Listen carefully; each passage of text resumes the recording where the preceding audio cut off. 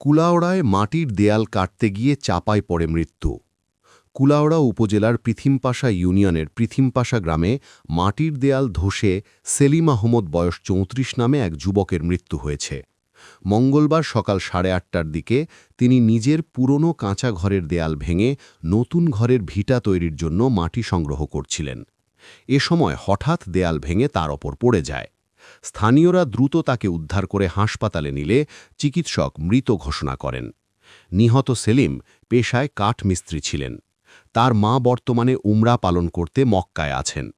পরিবার ঘটনাটিকে দুর্ঘটনা হিসেবে মেনে নিয়ে পোস্টমর্টেম ছাড়াই দাফনের অনুমতি চেয়েছে। পুলিশ ঘটনাস্থল পরিদর্শন করেছে। আমি যখন করে আসলাম তখন একটা দুম্মা তরি উঠছে, দুম্মা তরি উঠা বাদে আমার ঘুরে ফাল দিচ্ছে। দৌড়তলি আইছে, আমার বইটা কইছে সেলিম খানরে, সেলিম খান হইতে বাকি আইছে দৌড়িয়া তার ভাই আমাদের দেখি শাখাত ধরে খিতা আমার তো তার পুয়া পড়ে গেছে তোলে। এখন দেখা গেছে রিয়া পড়ে গেছে। আমরা শাখা ওরাইছি তোমার ঠেলাইয়া বাদে তিনজন ওরাইছি ঠেলাইয়া। এর বাদে তো আসিল অন্য দিব, তো আমরা তো তেজিয়া নাইয়া ইউ দেওয়াইছি। ওয়াল কি তাই নিজে নিজে খাটে নিজে খাটে, একলা আছিল নে একলা কেউ নাই, একলা আছে। ফোরা বাদে আমরা আইছি বাজার শিক্ষার নিয়ে ওয়াল টাকাটা আলি চার খেনে খালি আছে মাইকেও উজ্জি করেছে শেষ।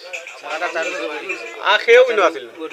ওয়াল খাটলো কেন ওয়াল খাটে তার গোর পরে ওয়াল খাটিয়া নিয়ে এখান ভাঙি লেগেছে তার পিঠা বড় মাটি নিত তার পাকার গরু। সকালে উঠে নিজে লাগিয়েছে কটার সময় সকাল 8:30টায়। সকাল 8:30টায়